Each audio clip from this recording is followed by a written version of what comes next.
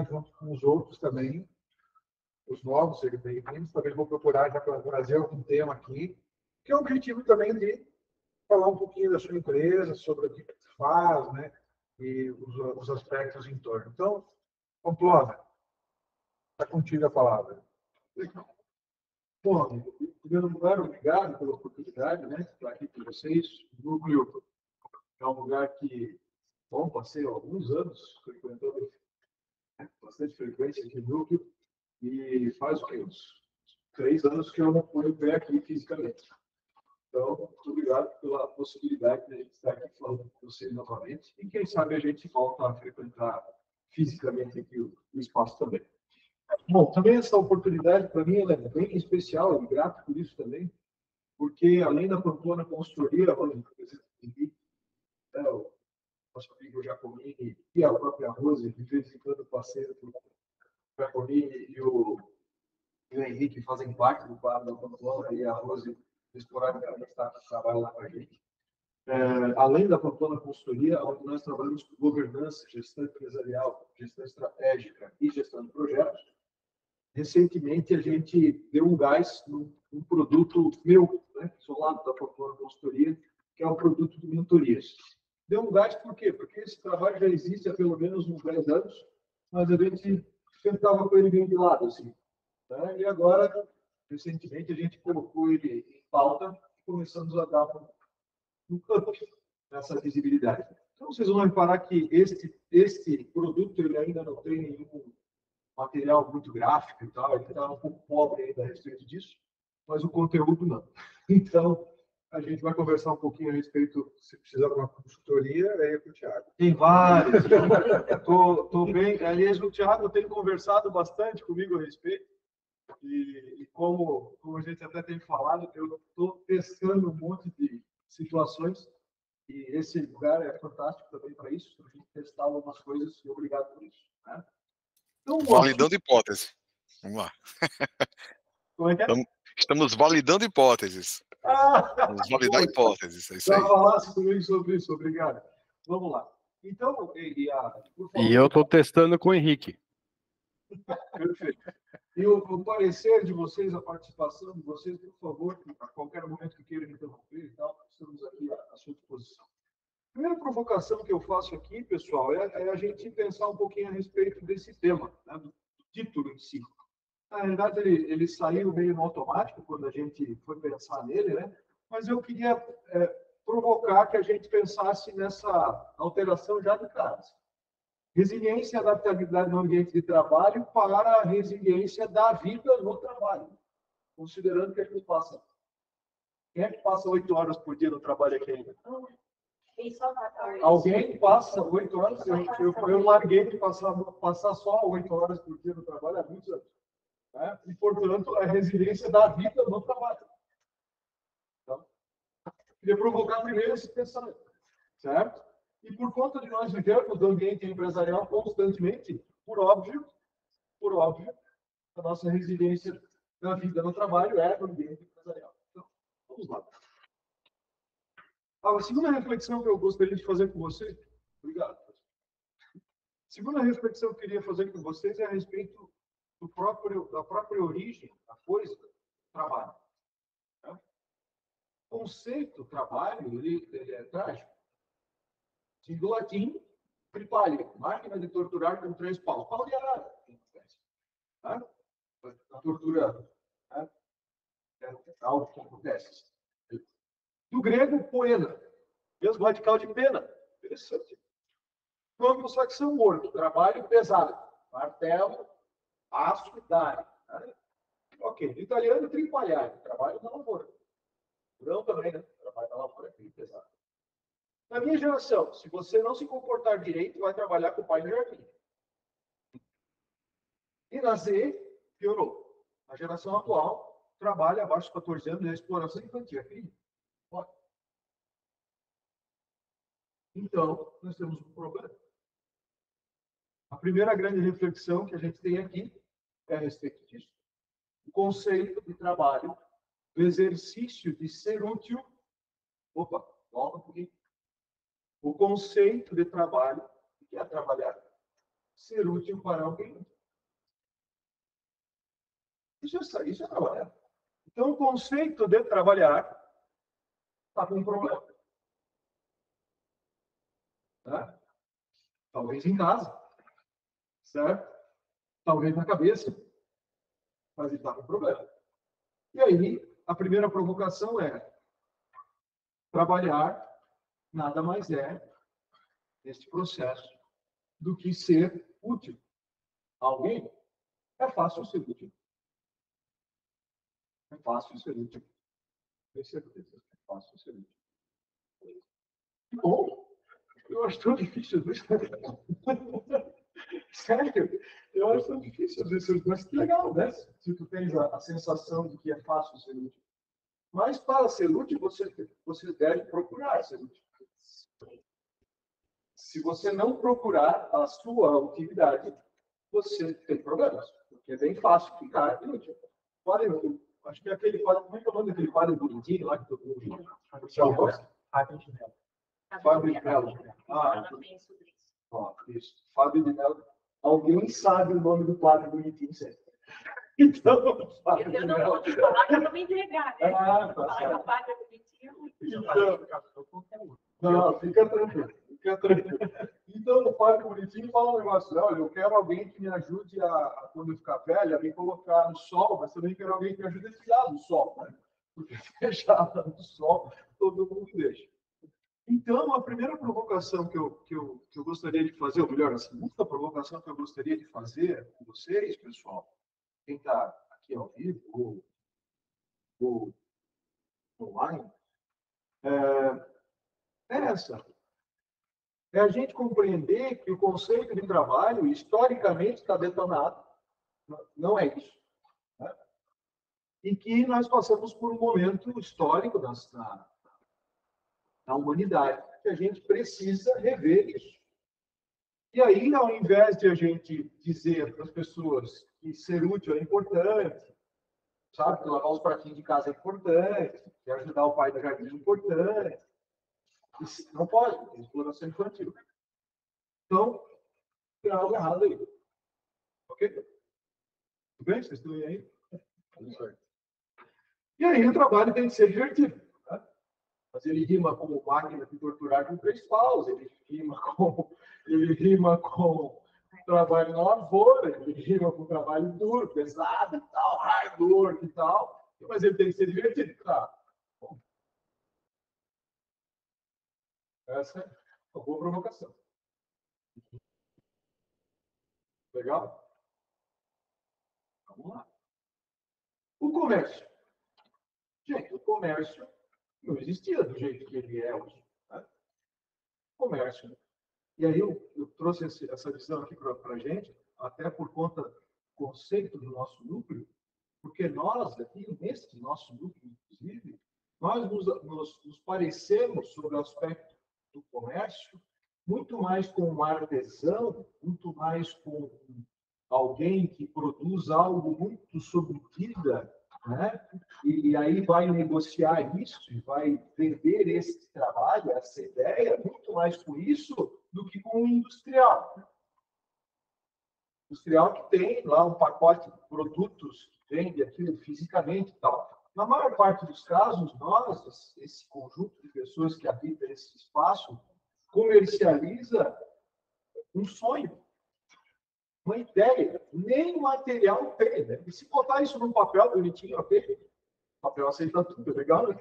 Certo? Mas é só um sonho. Tá?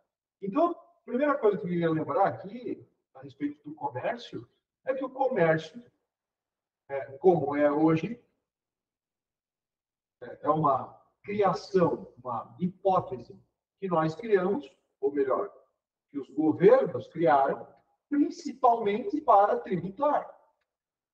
A forma que nós nos organizamos sobre o aspecto do comércio é criada para que a gente possa pagar imposto. É para isso que essa estrutura ao nosso redor serve.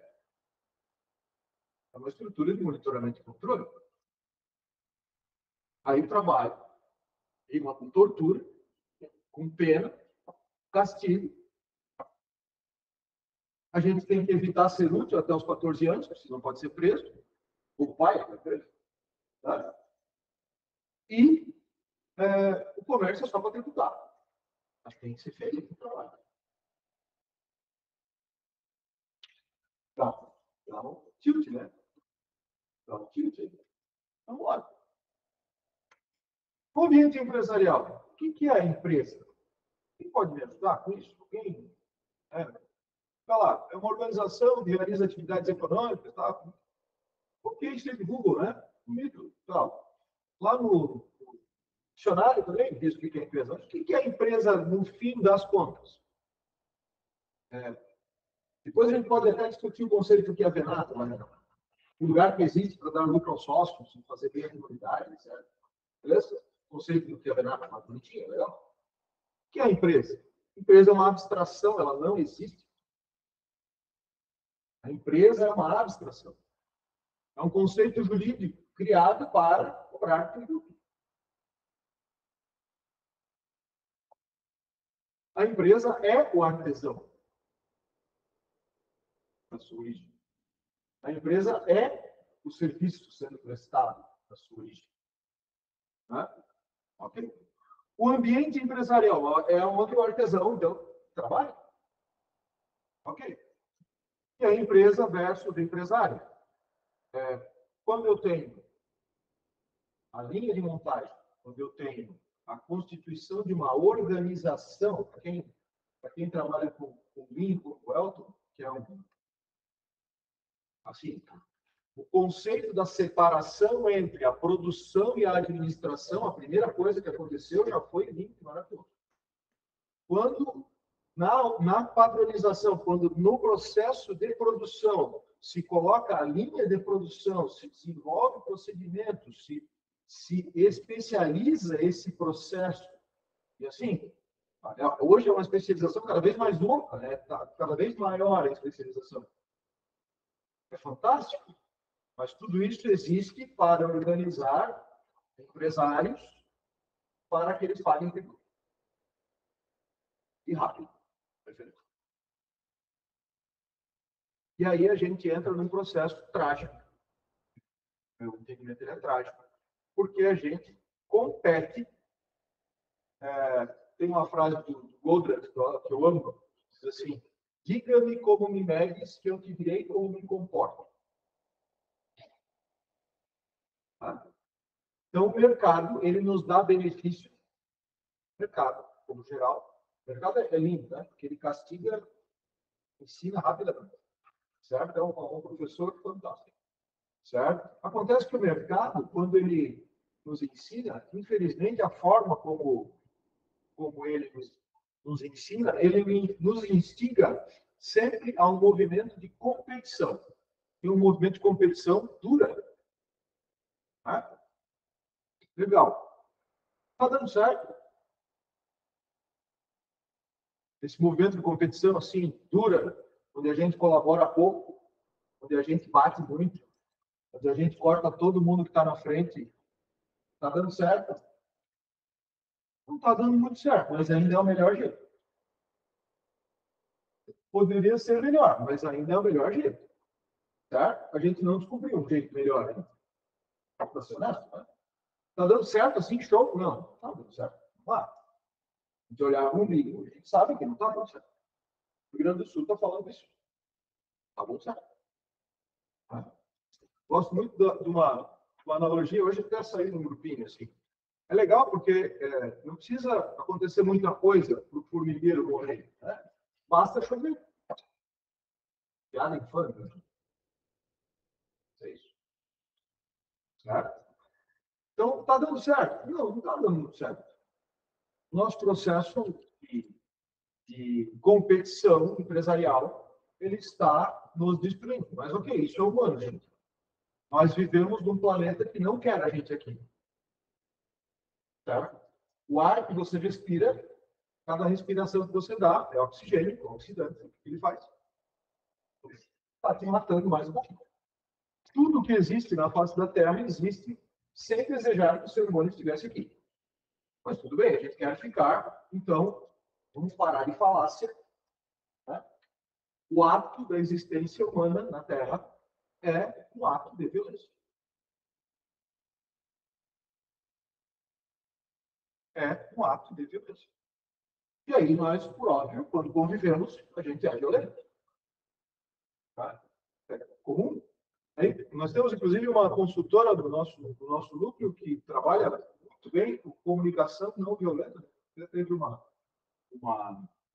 evento na semana passada com ela, né, a Marileia Lukov, que trabalha muito bem com esse processo de comunicação não violenta, que é tão importante.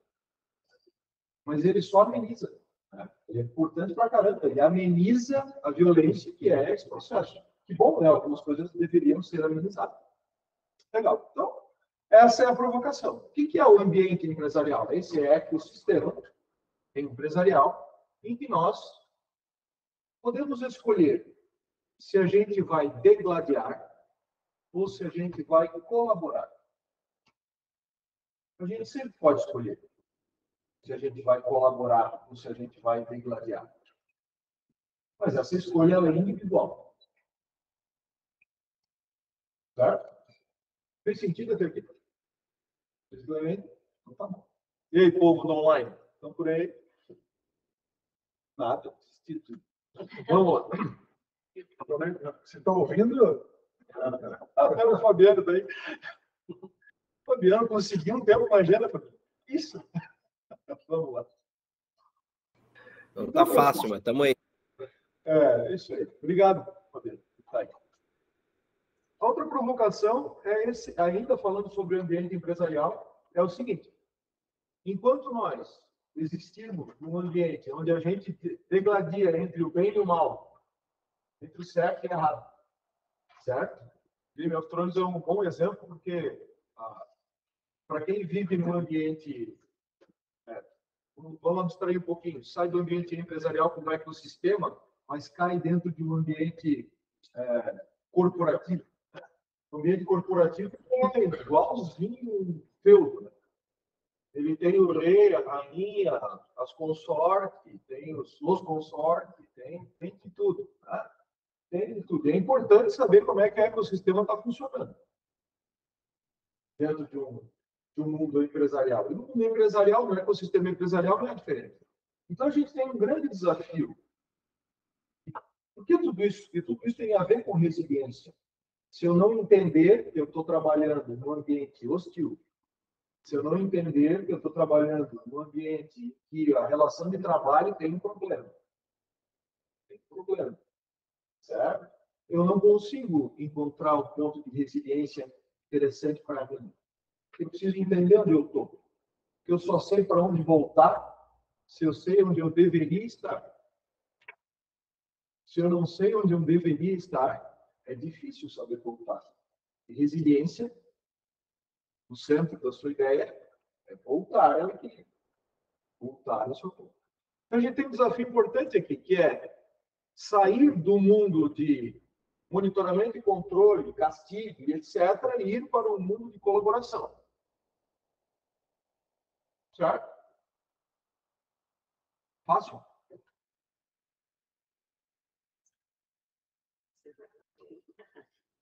Quantos anos a gente tentou isso aqui no núcleo?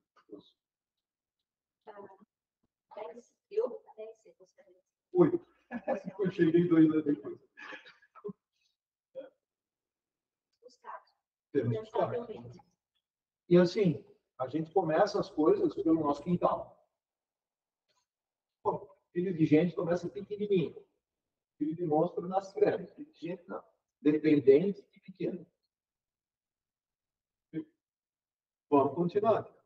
Sobre resiliência, que também tem um pensamento interessante. Primeiro, a origem. A palavra vem de resilium, do latim, que significa saltar para trás. É voltar para o ponto de origem. Tudo bem? O sentido é a capacidade de se adaptar a situações ou fontes significativas de estresse. Okay?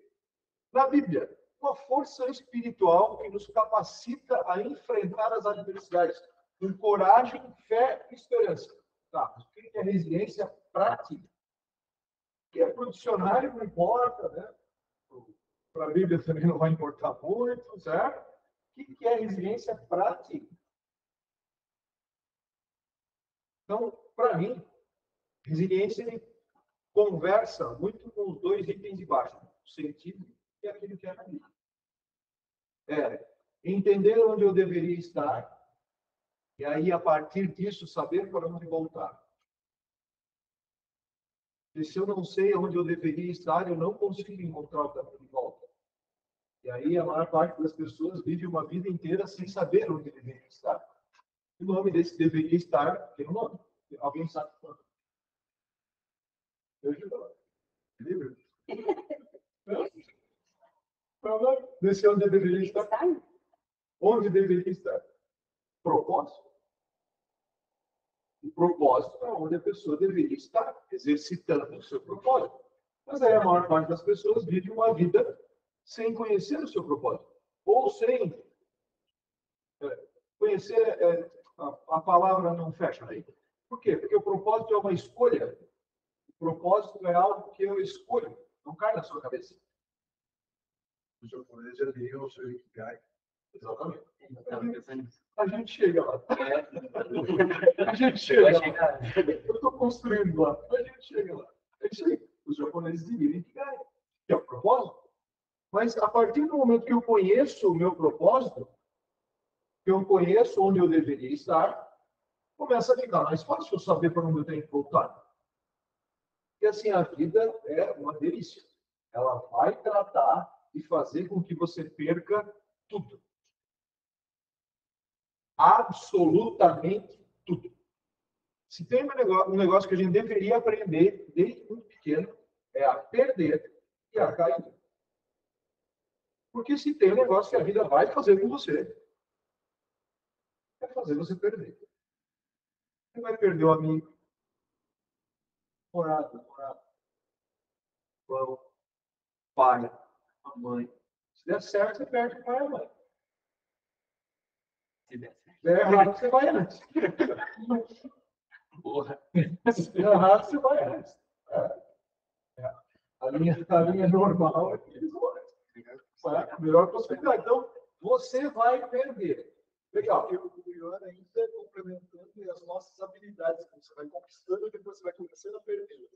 Quando você acha que está ficando bom, você começa a desaprender ou começa a ficar pior no negócio. Também tem isso. Então, se tem um negócio que a vida vai fazer com a gente, então ter resiliência, no meu entendimento, e aí compartilhando esse entendimento com vocês, é implicitamente, né, é saber com muita convicção para você mesmo qual é o teu propósito, para que você possa entender onde é que você deveria estar. O louco dessa história é que mesmo o teu propósito eventualmente pode se perder. Você pode mudar ao longo da tua vida. De repente, o teu propósito pode se transformar. E a vida encarrega você de perder absolutamente tudo. E no final, quando dá tudo super certo, você perde, inclusive, a vida. Não. Estou falando algo estranho. Para falar sobre resiliência, gente, é sobre isso. Perdas. Ok? Legal. Vamos lá. Vamos falar sobre o equilíbrio dinâmico da vida. Quem tem filhos aqui? Eu não tenho. Tem filhos aqui. Ter filhos deve ser uma experiência única. Imagino que seja o momento mais importante da vida de cada um. Imagino, de fato, que tenha sido o momento mais importante da vida de cada um. Ou significativo. Embora o momento mais importante, de fato, seja agora. Aqui. Porque você só tem ação aqui agora. Seja lá onde o seu filho estiver, você não consegue fazer nada. Absolutamente nada. Ah, caiu, bateu a cabeça. Esse final de semana, a minha prima, mãe recente. Ligou chorando. Meu Deus, mas o filhinho caiu pela primeira vez na cama e bateu a cabeça. Ah, triste, né? Espera até ele ligar dizendo que bateu com o carro. Vai ser o negócio mais complicado. Certo? Mas ok? Mas para falar sobre o equilíbrio dinâmico da vida, eu digo o seguinte: para quem já teve filhos, né? O filho se agarra em alguma coisa e daqui a pouco levanta do chão. Primeiro rasteja de todo jeito. Né? Tem uma lição muito importante nesse rastejar de todo jeito, porque ele vai aonde ele quer. Ou ele ou ela vai aonde eles querem. Rastejando. Tem uma fala aí para isso? Será? Eles vão do jeito que pode. Faça o melhor que puder com o que tiver. Tem uma lição interessante nessa história. Aí um dia eles acham um ponto de apoio, pode ser a calça do pai ou da mãe, e pá, sobe, ficam de pé. Legal. Eles andam, não nada. Dão um passo para o lado e pum, cara. Ainda bem que tem a fralda. Né? Hoje em dia, acho que se machuca mesmo. Não serve.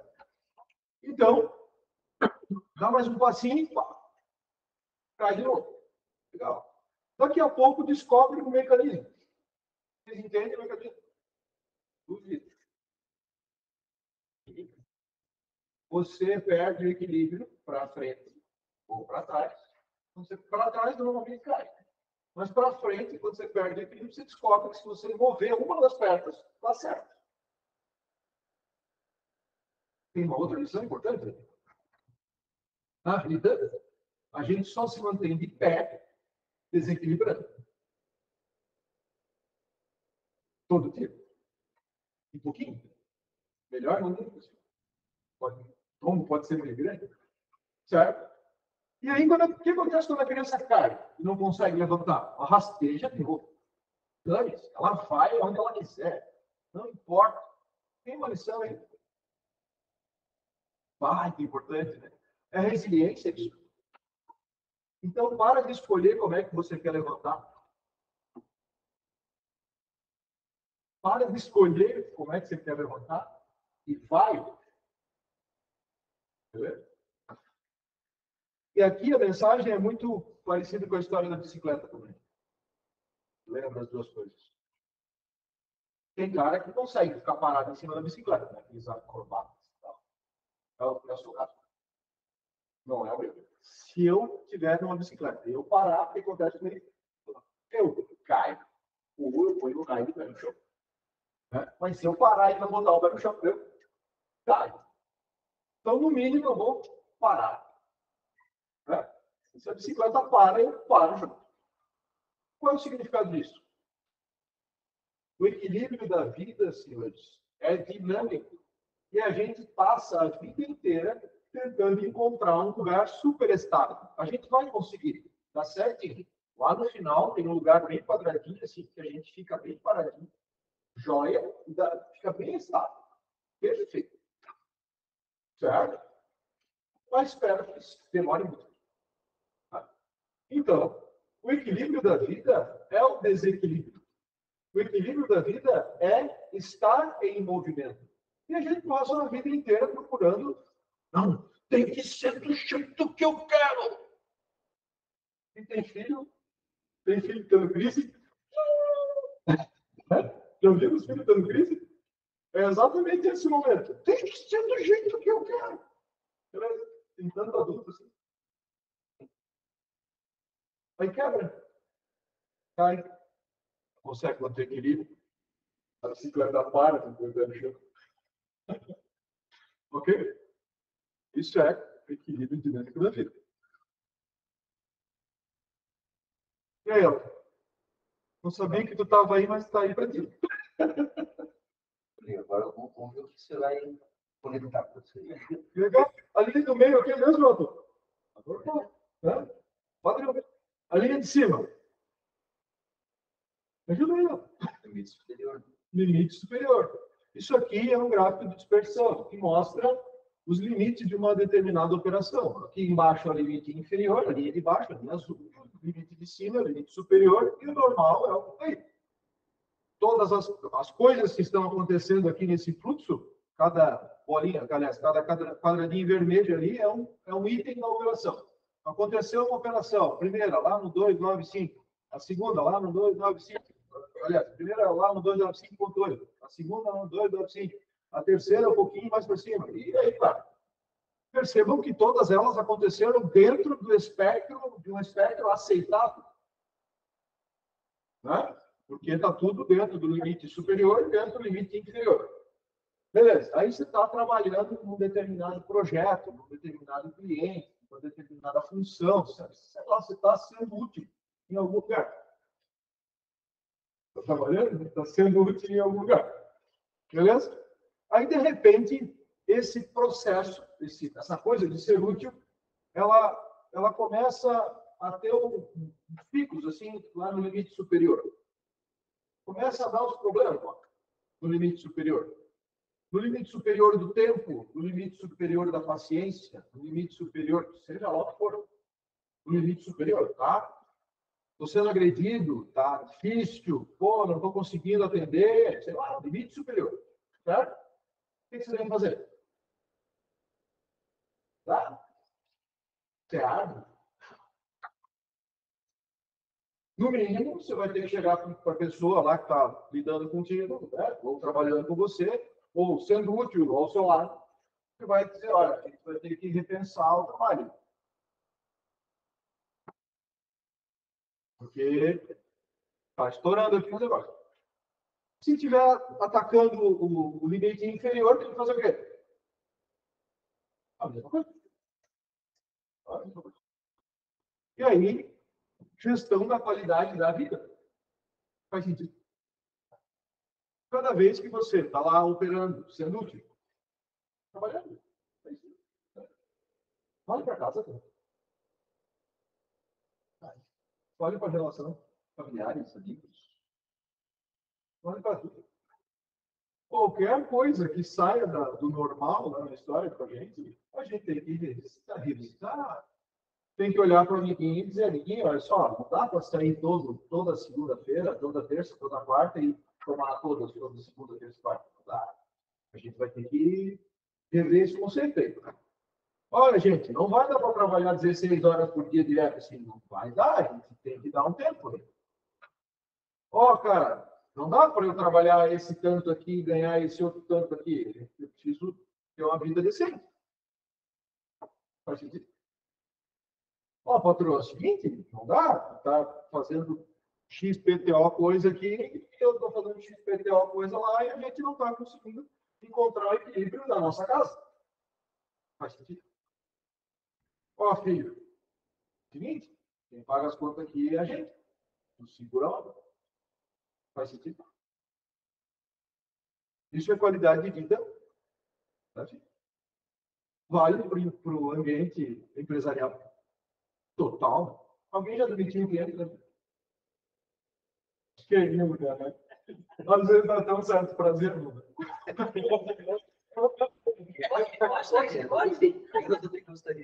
Menos do que gostaria, mas dá.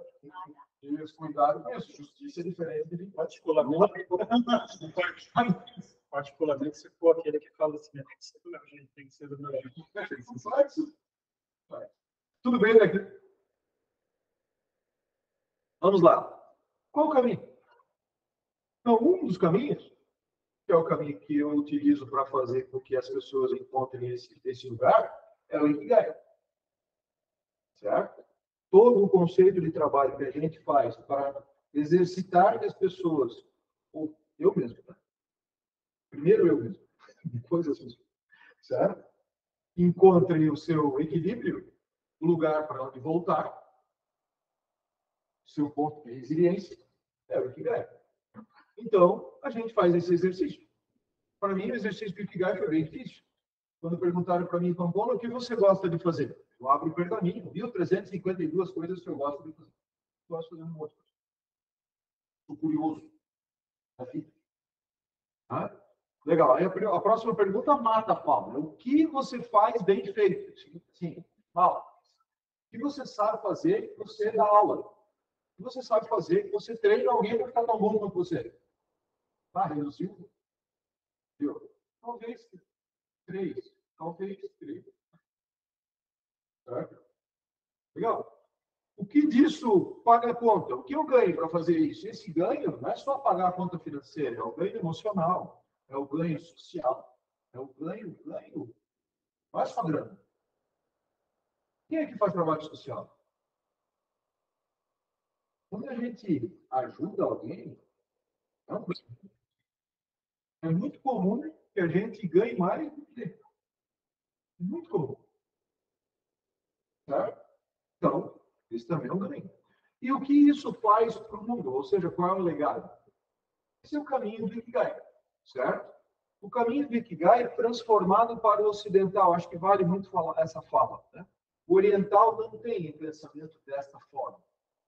Nós, ocidentais, transformamos o pensamento oriental para este formato lógico-matemático para a gente conseguir assimilar um pouco, que é o conceito de Ikigai. E aí a gente consegue encontrar um pouquinho do caminho. O mundo asiático é diferente. É que nem o sushi. É que nem sushi. Um pouco mais sobre o método. O método nasce em Okinawa. Okinawa é o berço do karatê, é a última ilha do arquipélago japonês. Não era Japão. Okinawa era o reino de Nibu, certo? E era um lugar beligerante. Por quê? Porque ele era atacado pela Oceania, pela China e pelo Japão. Constantemente, alguém queria entrar naquele lugar. Até o dia que o Japão foi lá e tomou direito. Certo? Então, eles aprenderam as guerras, ou as lutas autóctones, ou as lutas, né, da Oceania, aprenderam as lutas chinesas e aprenderam as lutas japonesas. Por quê? Para sobreviver. Então, era um povinho bem resiliente. Certo? De um lado era pedra, do outro lado era areia, do outro lado, do centro era arroz, plantação de arroz. Legal. Tem um cara que ele luta na pedra, tem um cara que ele luta na areia e tem um cara que ele luta no arroz, no arrozal. Qual é a grande diferença entre as técnicas de karatê? O chão. O cara que treina na cidade treina de um jeito, o cara que treina no arrozal treina de outro jeito, o cara que treina na pedra treina de outro jeito. Tá? Então, o karatê é o quê? Igualzinho. Para todo mundo. O que muda? O chão. Resiliente. Total. A sensação de comunidade, de pertencimento, de fazer parte de algo, é algo que faz parte do processo do Ikigai. E a resiliência, que é saber para onde eu quero voltar, saber para onde eu devo voltar. Uma visão sistêmica da vida, entender que trabalhar é ser útil. Entender que trabalhar é só ser útil. Para alguém em algum lugar. E como eu sei ser útil? Às vezes é difícil ser útil. Sempre é fácil ser útil. Na força eu acho fácil, eu acho difícil. Não fique quieto, tô saindo. Vou sair batendo na porta aí. Boa. E o método Ikigai, ele é um método que tem uma visão muito prática da vida, ele é muito estoico para ser algo que é na moda. Né? O conceito de estoicismo está vindo para moda também. Né? O Ikigai é total estoico. Certo? Por quê? Porque a vida é do jeito que é. O conceito Zen diz assim: aquele que chega, aquela pessoa que chegou até você, é exatamente quem tinha que chegar na hora que tinha que chegar, nem mais nem menos. É com quem você tem que lidar. Resolva. Transformação em pequenos passos. O que significa isso? Eventualmente você descobre lá na sua vida que você gostaria de ser útil na posição X. Só que você não domina a posição X. Acontece? Claro que acontece. Toda hora. 10 horas, né? No mínimo. Certo? E aí, o que tem que fazer? A primeira hora? O que tem que fazer para chegar nas 10 horas? A primeira hora? Depois faz o quê? A segunda hora? Até aprender a fazer aquela tranqueira. E aí, fica bom no negócio.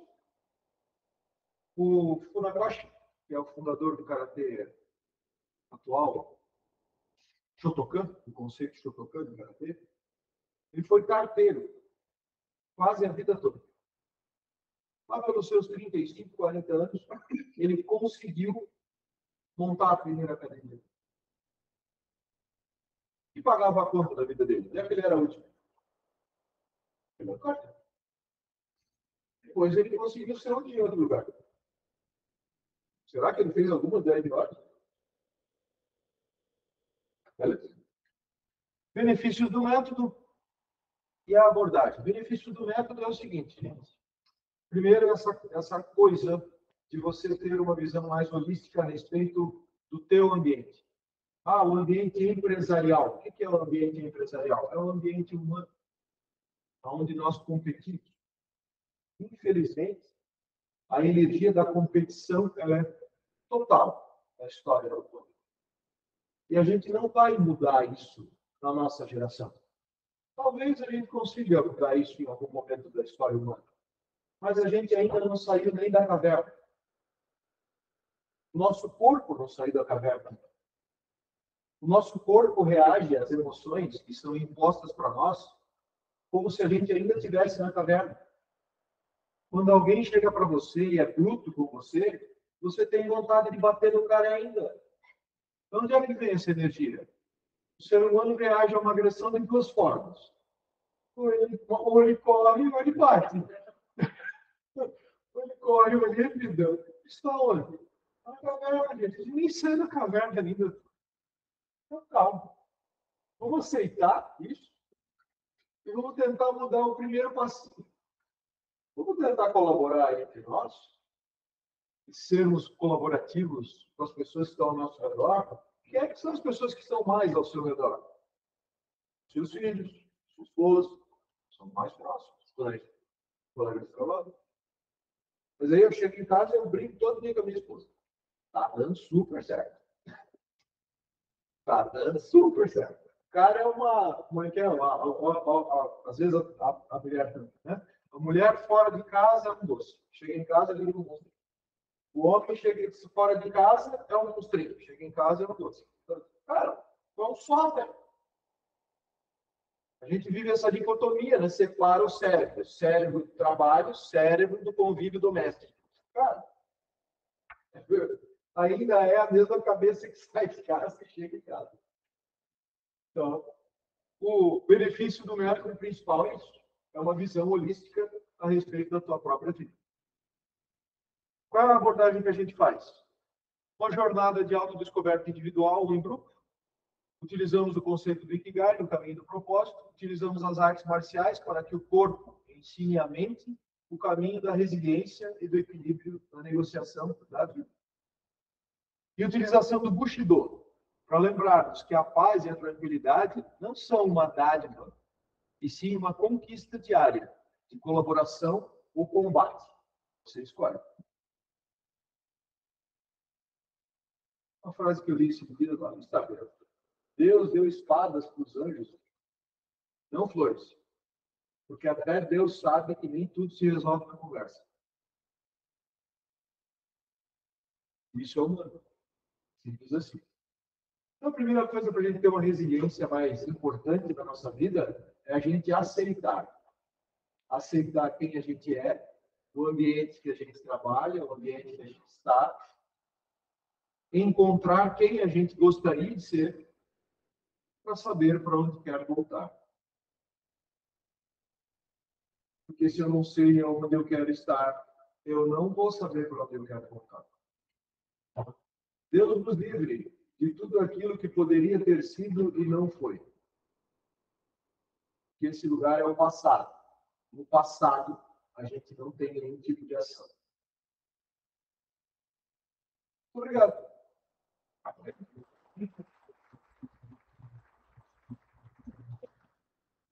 Muito bem, Ricardo. Parabéns aí. Vai ter uma abordagem aqui, fazendo pergunta, comentário, aproveitar. O relato. Bom, eu já conheço o Fontana há um tempo já, e ele, cada palestra é um ensinamento novo, né? E as suas bases do Karatê sempre são surpreendentes, assim. Até vontade de fazer o esporte depois. Mas... Mas eu sou mais do Muay Thai, né? E tem a questão do Ikigai. Eu sou um cara muito curioso também. Gosto de muitas coisas. E quando você vai falar do que é bom, realmente, pô, por que eu sou bom? Sem dizer ainda, porque eu não recebi tantos elogios assim ainda. Né? Então, é uma coisa que eu estou buscando. Enquanto jovem ainda, que tem tempo para depois buscar o objetivo, só que eu não sei nem qual é o objetivo ainda meu, o propósito. Então, o Ikigai é realmente algo que eu estou trabalhando, precisamente para encontrar isso. E para encontrar o objetivo e ser mais útil a quem está ao meu redor, né? A família, os amigos, os colegas de trabalho, todos assim. Esse pertencimento de ser útil é que todo mundo deseja em si, né? E que a outra pessoa chega e fala, tô cansado, tô inútil. Ele deve ser uma das coisas mais horríveis que tem. Você fala, pô, alguém se separar, se vendo inútil, não posso fazer nada diante disso. A situação de prepotência é absurda. Só uma coisa que é importante lembrar a respeito do propósito. O propósito é uma escolha. As coisas que caem na nossa cabeça, na vida, são água, merda de passarinho. Cai na cabeça, avião, por isso. Granizo também. O resto não cai do céu. O resto é decisão.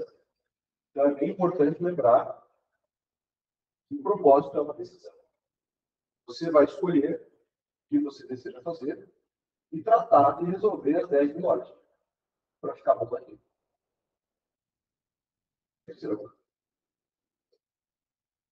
E a escolha, às vezes, que você faz hoje é diferente da escolha daqui a 20 anos. E pode mudar. É isso que eu quero dizer. Chega lá nas 9.000 horas, muda. Ué, você não tem hora de alguma coisa, você tem uma coisa que é muito bom. Sim, por exemplo. Acabou do carteiro lá que rolou. Na costa, com certeza, ele acumulou 10.000 horas e um excelente carteiro. Depois ele acumulou mais 10.000 horas e um Decorou excelente a cidade carteiro. Se quiser fazer um mapa. Sim. Então, eu ia só fazer uma observação, cara. Isso, né? É um aprendizado enorme, porque você é uma coisa superficial. Você vai profundo aí nas colocações. Isso é sempre um show. Mas, assim, essa questão de propósito, nesse sentido, eu vejo que cada vez mais a gente tem esse olhar de buscar mais do que, né? É um propósito, mas você faz muitas coisas vinculadas a esse propósito, né? Eu acho que isso que é o bacana. Porque às vezes as pessoas confundem o propósito com aquilo que eu devo fazer a vida toda, né? Aquela coisa assim, eu sou isso e só sou isso. E o que eu vejo que agora a gente enxerga isso muito de uma maneira, porque eu vim falar de propósito há pouquíssimo tempo que a gente começou a explorar isso de fato, né? E quando a gente começa a abrir e buscar, você vê que realmente é um caminho, né? O propósito é muito mais o caminho do que simplesmente você estar ali naquele momento e aquilo, esse propósito acabou. Eu vejo que você vai descobrindo os seus propósitos. Eu tenho essa sensação no meu entendimento. E aí que está o bacana, porque independente de que momento você está, você pode ver coisas novas, descobrir Você propósitos pode novos. decidir ser útil de outra forma. Isso essa leitura, exatamente.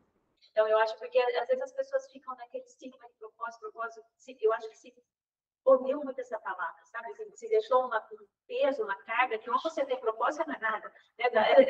Por um tempo eu tinha essa sensação. Se perguntar propósito, Então, eu tive essa sensação. Então, eu comecei usando a palavra da uma vez, ressignificar o que é propósito. E eu acho bacana quando a gente traz também dessa maneira. Você escolhendo realmente, você, com base, sei lá, na sua inspiração, alguns falam mais de vida, outros falam da natureza, você define o que é o seu propósito. Por isso, Isso, te ajuda é tão assertivo. É tão assertivo. Por quê? Porque ele te ajuda a fazer o teu funil de decisão. Ele clarifica a situação, coisa que é muito difícil de fazer. O oriental não faz isso assim.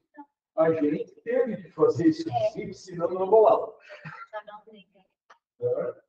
Fazer uma receitinha de bolo. Agora, que sentido faria propósito ser algo distante se a vida é distante? Exato. Então, essa questão do equilíbrio dinâmico aí é muito bacana. Se a vida é dinâmica, qual é o sentido do propósito ser um prego? Escolhe o norte, né? Escolhe o norte e vai. Se achar outro, troca, né? Troca, tudo certo. É que hoje está entre ter e não ter. Parece que está assim. Ou você tem propósito, ou você não tem propósito. Ou você é uma pessoa vazia. Eu acho tão complicado. Cada vez que eu tenho oportunidade também de falar a respeito, tem que ter essa leveza. A coisa tem que ser divertida, senão não dá, né, gente? Assim, a gente vai passar a maior parte da nossa vida tentando ser útil para alguém em algum lugar. Trabalha. A aposentadoria vai virar uma piada já. Já é. Certo? Para quem busca aí uma aposentadoria. Fabiano tá na Mamãe. palavra. Fala, Fabiano. Diga. Fala, Diego. Apertei 2 vezes sem querer, era só uma, podia esperar terminar o raciocínio.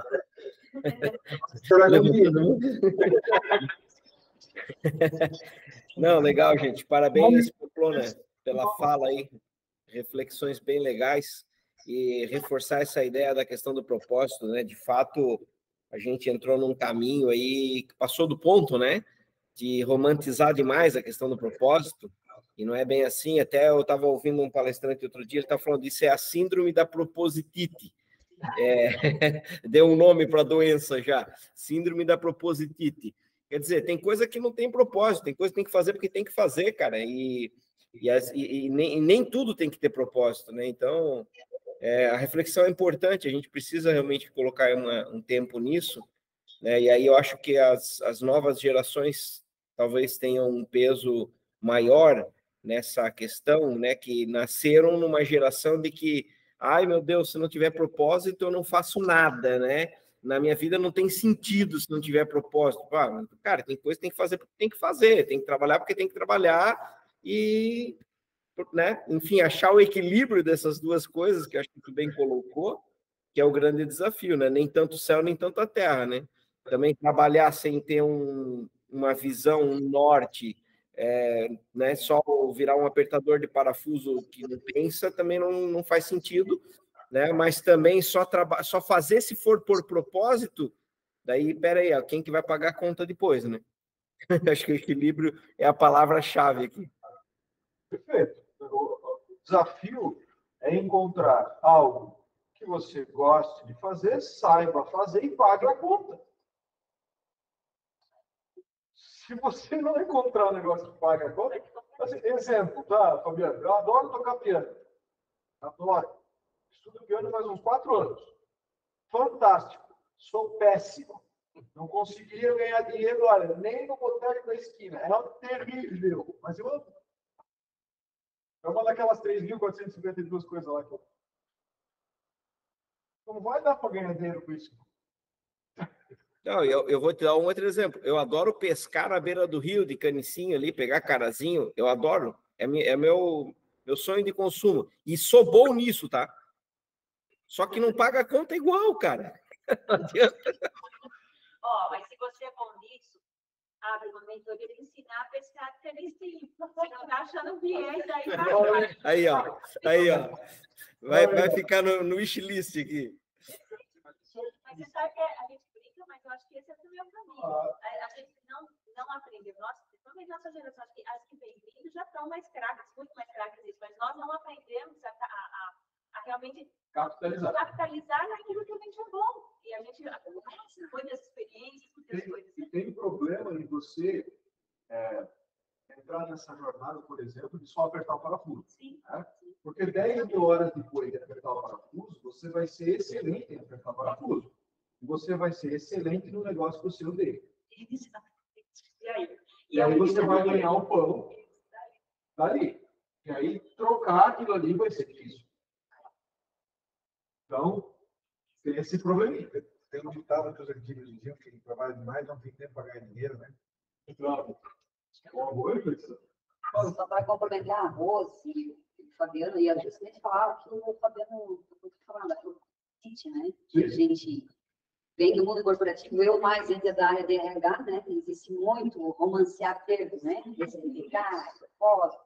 desde que surgiu a palavra propósito, há muitos anos atrás, isso virou no mundo do RH, né? Uma coisa assim que eu não gostei mais ouvir, sabe? A palavra propósito. E aquela coisa também que o Fabiano falou, pô, gente, todo mundo é adulto e sabe o que tem que fazer, o que tem que fazer, pronto. Tem coisa dentro do meu processo que eu não gosto, mas eu tenho que fazer para poder entregar e monetizar. Pronto. Agora, só assim, você encontrar onde você gostaria de ser. Sim, aí Essa jornada. Ok, se dá o nome de propósito, né? O outro termo dentro da RH também, que eu gosto, mas é o tal do reter. Reter é uma palavra negativa, você retém líquidos. Você vai reter gente, né? É modismo dentro do mundo de RH, atrair, reter, propósito, respeitar, enfim, acho que tem que ponderar e equilibrar tudo. Essa faz sentido. Euclides, está com a mão levantada, Capa? Fala aqui dentro. Vai falar e querer, então não vai falar. Eu apertou errado. Deixa eu só falar enquanto ele faz. Só fazer um comentário. Tá ouvindo? Agora sim. Ah, então tá bom. Então, parabéns, Paola. Você fez uma abordagem desde o homem aquele homem origem ancestral até o mais evoluído. Então, realmente você fechou, né? Mas eu tenho uma pergunta para lhe fazer, voltado mais à área de tecnologia empresarial. Esse homem que nós trabalhamos, mão de obra, comparando a tecnologia e a exigente das máquinas, do gerenciamento, você acha que as nossas estruturas, universidades, técnicas, não estão um pouco defasadas, não só em velocidade, mas em ensino? É difícil. Eu vou dar uma opinião que talvez nem todo mundo goste. Vamos lá. O Brasil cometeu um erro histórico muito ruim, né? Um erro, né? Quando nós direcionamos todos os esforços para o ensino superior, a gente direcionou todos os esforços para a faculdade. A gente formou pelo menos 4 gerações de gerentes e diretores que não sabem fazer porcaria nenhuma. Certo? Esses caras, hoje, né, eu me incluo nisso, eu sou um generalista total, certo? Total. Se eu cair lá no chão de fábrica, eu não preciso fazer nada. Absolutamente nada. Certo? Vou aprender, sim, 10 mil horas depois, por algo, vou fazer alguma coisa que funcione lá. Mas o fato é que o curso técnico é o curso que forma quem faz, certo? É o que faz com que a produção aconteça. É o que faz com que as pessoas entendam matriz, entendam mais quadrado, entendam conceito das coisas, para executar as coisas. E a faculdade não ensina isso, ensina gerente e diretor, certo? Então, a gente cometeu um erro muito a respeito disso. E o Brasil não está preparado para isso. Tem havido uma mudança gradual, lenta, mas tem havido uma mudança nessa postura. Eu vejo isso, claro, está acontecendo. Mas nós vamos demorar mais 5 gerações para recuperar pelo menos 4 ou 5 que a gente perdeu no fim. E não vai ser na nossa história. Então, não estamos preparados para isso. As pessoas, Dieter fala sobre isso já há um bom tempo, né? As pessoas não sabem nem preparar uma IA. Por quê? Não sabem o processo, não sabem lógica, não sabem. A Alemanha, atualmente, eles mudaram recentemente isso, coisa de 5, 6 anos. Quando a criança está na 5ª série, ela já tem uma certa percepção do mundo, já tem um certo linguajar que ela adota, e as escolas direcionam. Crianças têm um tipo de comportamento, elas vão um caminho de ensino que lá na frente elas vão para a faculdade, e o outro tipo de criança tem outro tipo de comportamento, elas são direcionadas depois que terminam na escola técnica, embora essa técnica também possa fazer a faculdade depois, mas essa aqui que vai para cá ela não vai para a técnica, ela vai lá para a faculdade direto. Para justamente cobrir esse buraco que você vê. A Alemanha, primeiro mundo, quanto tempo que eles estão à frente de nós. Agora, faz 5, 6 anos, é que eles descobriram isso e colocaram como importante. Mas eu acho fantástico. Mas eles já tinham a escola.